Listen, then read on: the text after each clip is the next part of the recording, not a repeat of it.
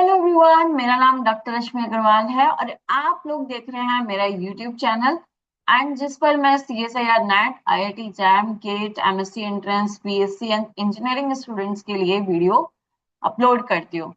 तो vector space पे हम ऑलरेडी बात कर चुके हैं, तो आप मेरे वीडियो से मेरे आई टाइप पे जाके चेक कर सकते हैं। एंड आज हम स्टार्ट करने वाले हैं बेसिस एंड डायमेंशन। ठीक है, तो बेसिस एंड डायमेंशन क्या होता है और किस तरीके के इससे क्वेश्चंस बनते हैं और किस तरीके से हम इसको सॉल्व करते हैं, तो इसका कंसेप्ट, थ्योरी और एग्जाम्पल मैं सॉल्व करके दिखाऊंगी आप लोगों को। राइट। तो यहाँ देखिए कि बेसिस की अगर हम बात करें तो हमें linear combination, linearly independent and dependent already पता होना चाहिए। तो ये मैं ऑलरेडी आपको बता चुकी हूँ, तो आप मेरे राइटअप पे जाके चेक कर सकते हो। मैंने एक प्लेलिस्ट बनाई हुई है वेक्टर स्पेस की, तो आप वहां पे चेक कर सकते हो। देखिए, बेसिस एंड डायमेंशन, सबसे पहले हम बेसिस पे बात करेंगे। बेसिस क्या होता है? तो any subset S, any subset S of vector space V over F is called basis of V over F। तो फर्स्ट कंडीशन क्या है कि S इज लीनियरली इंडिपेंडेंट होना चाहिए, and second point is S generates vector space that is V is equals to of S generate। मतलब किसी भी vector को बेसिस के लिए क्या कंडीशन है? सबसे पहले लीनियरली इंडिपेंडेंट होना चाहिए और दूसरा वो पूरे सेट को जनरेट करना चाहिए। राइट। तो that is each vector each vector V is uniquely uniquely expressed as a linear combination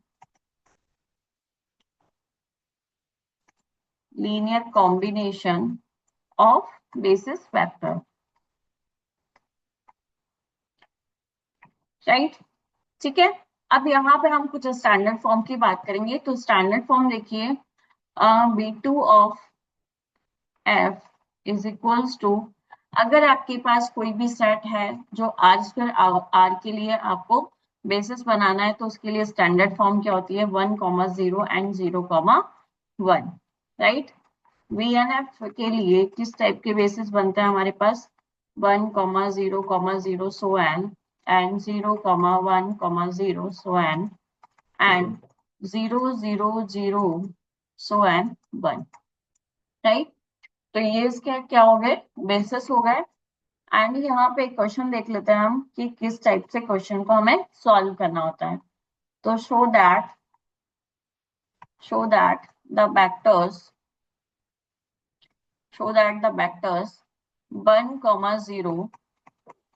1,0, 1,1,0 and 1,1,1 from a basis of R cube।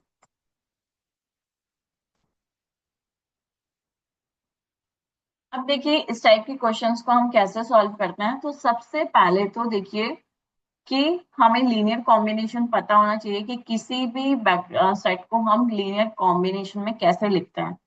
तो एक सेट हमें गिवन दिया हुआ है और सेट के अंदर एलिमेंट्स कौन से हैं? 1,0,0 एंड 1,1,0 एंड 1,1,1। राइट। तो इसके लिए हम इसका लीनियर कॉम्बिनेशन लिखेंगे। क्या लिखेंगे? A1 1,0,0 plus A2 1,1,0 plus A3 1,1,1 is equals to 0। Solve करने का तरीका आपको बताया था, तो आप वीडियो जाके चेक कर सकते हो। वेक्टर स्पेस के मैंने सारे वीडियोस वहां पे डाले हुए हैं। तो क्या बनेगा? A1 plus A2 plus A3 comma, यहाँ से 0 हो गया, ये हो गया A2 प्लस A3 एंड यहाँ से बनेगा हमारा A3 is equal to 0। Right. तो टर्म क्या बन रही है 0,0,0। a1 plus a2 plus a3 is equals to अब 0। दूसरी इक्वेशन क्या बन रही है a2 plus a3 is equals to 0 and a3 is equals to 0। Equation number 1, equation number 2, equation number of 3। ठीक है, यहाँ से आप सॉल्व कर सकते हो इक्वेशन 3 एंड 2 से। देखिए यहाँ पे a3 की वैल्यू कितनी है 0, तो a2 की वैल्यू भी कितनी हो जाएगी 0 एंड a1 की वैल्यू भी कितनी हो जाएगी 0। इसका मतलब हो गया कि अगर सारे स्केलर्स की वैल्यू हमारे पास 0 है तो दैट इज एलआई वेक्टर। ठीक है, तो hence vector are vector are vector are is set of li क्यों? क्योंकि a1 is equals to 0, a2 is equals to 0 and a3 is equals to 0। तो हम क्या बोलेंगे कि ये बेसिस है किसके लिए r क्यूब के लिए। ठीक है, अब देखिए इसके कुछ स्टैंडर्ड फॉर्म्स। तो उससे पहले हम डायमेंशन पे बात करते हैं कि डायमेंशन क्या हो। तो यहाँ पे डायमेंशन की बात करते हैं। Next topic is dimension. तो डायमेंशन के लिए देखिए the number of elements in the finite basis of a vector space V over F is called the dimension of vector space। ठीक है, and it is denoted by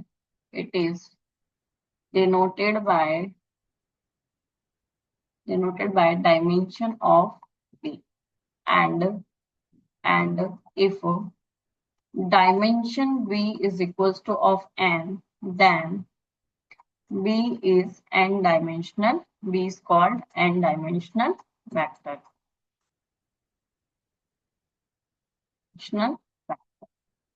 ठीक है, तो ये क्या बोल रहा है कि डायमेंशनल क्या कहलाता है हमारा, कि जो नंबर ऑफ एलिमेंट्स होते हैं किसके फाइनाइट बेसिस के, वो हमारे पास क्या कहलाते हैं, उसके डायमेंशन कहलाते हैं। अब इसमें दो टाइप के डायमेंशन होते हैं, एक फाइनाइट और एक इनफाइनाइट। तो अगर सेट हमारे पास फाइनाइट सेट है दैट इज अ क्या होगा हमारे पास फाइनाइट डायमेंशनल वेक्टर स्पेस होगा, अदरवाइज क्या होगा non infinity of dimensional vector space. अब देखिए यहाँ इसके कुछ एग्जांपल्स देख लेते हैं। इंपॉर्टेंट है कि C over of R is a vector space of dimension of 2s। It's basis क्या बनेगा, इसका बेसिस बनेगा 1, आयोटा। ठीक है, और इसको हम किस तरीके से लिखते हैं a plus iota of b, that is a.1 plus b.आयोटा। ठीक है, तो C ओवर R हमारे पास क्या है, 2 डायमेंशनल वेक्टर स्पेस है जिसके बेसिस क्या है 1 एंड आयोटा, तो जो क्या कहते हैं इस सेट को जनरेट करते हैं। सेकंड देखिए dimension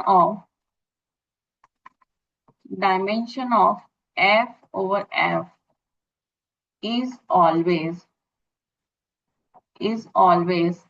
one as basis vector। ठीक है, अगर आपके पास इस टाइप का कोई भी वेक्टर स्पेस दिखता है F ओवर F या R ओवर R या C ओवर C, तो वहां पे ओनली क्या बनेगा, वन बेसिस वेक्टर बनेगा, जिसको हम किस तरीके से लिखते हैं ये।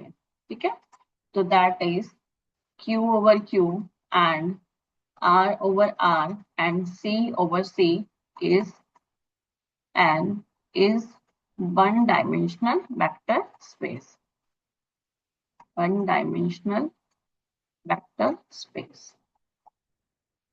ठीक है, नेक्स्ट देखिए third point, dimension dimension of R square over R, तो ये क्या हो गया हमारे पास, टू डायमेंशनल वेक्टर हो गया।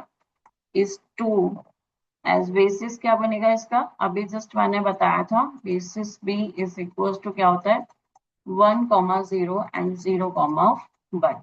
ठीक है, तो ये इसके स्टैंडर्ड फॉर्म होता है। और इसको हम किस तरीके से लिखते हैं, a comma B is equal to a 1,0 plus b 0,1।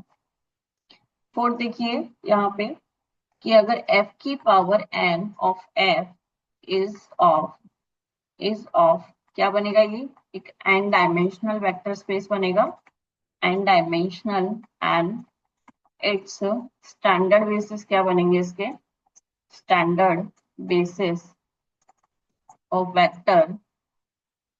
देखिए E1 इज इक्वल टू क्या बनेगा यहाँ से 1,0, या तो आप इस तरीके से लिख लीजिए डायरेक्टली पूरा वेक्टर को, या मैं इस तरीके से यहाँ पे लिख देती हूँ 1,0,0 so and 0, and E2 is equal to 0,1 of 0, and En is equal to 0,0,0 so and of 1।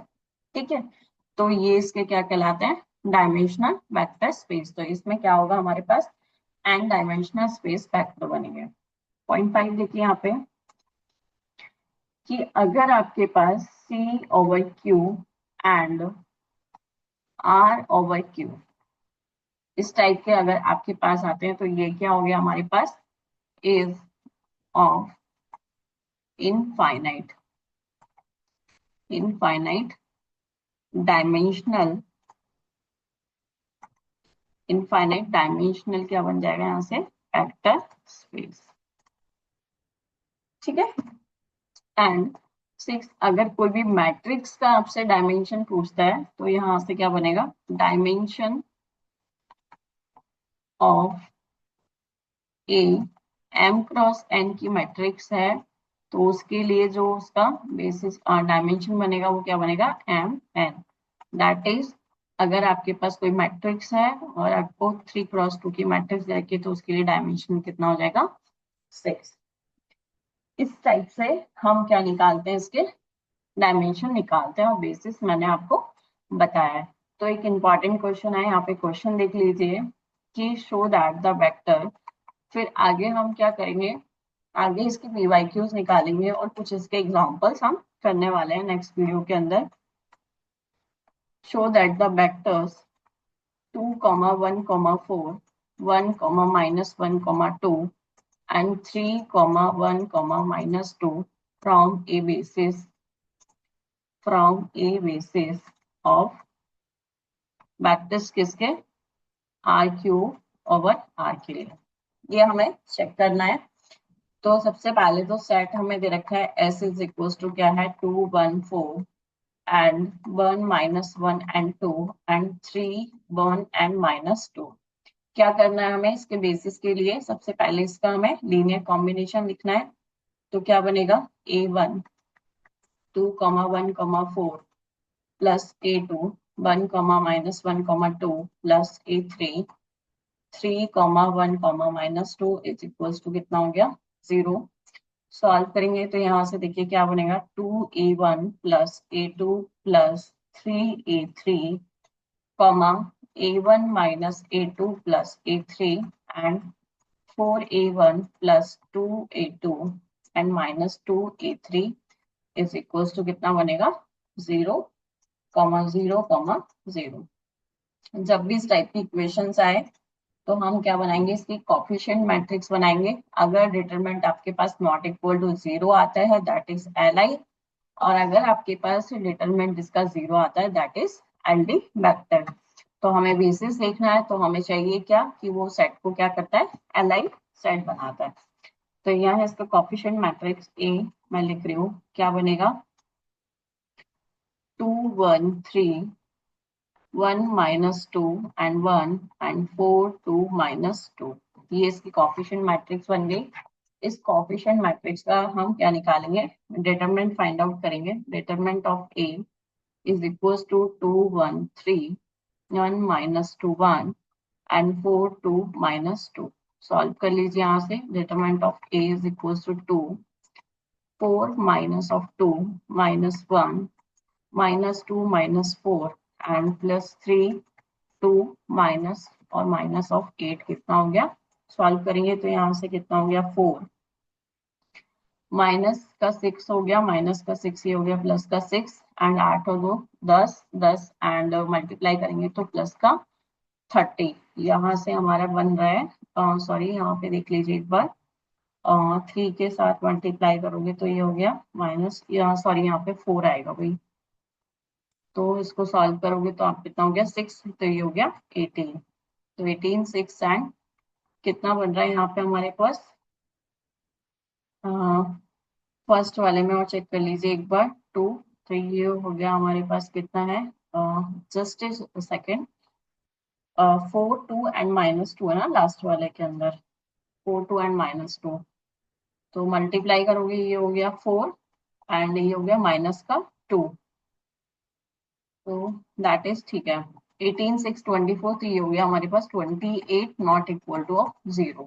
ठीक है, तो ये अगर नॉट इक्वल टू 0 है दैट मीन्स कि हमारे पास इसकी रैंक कितनी बन रही है? Rank is 3।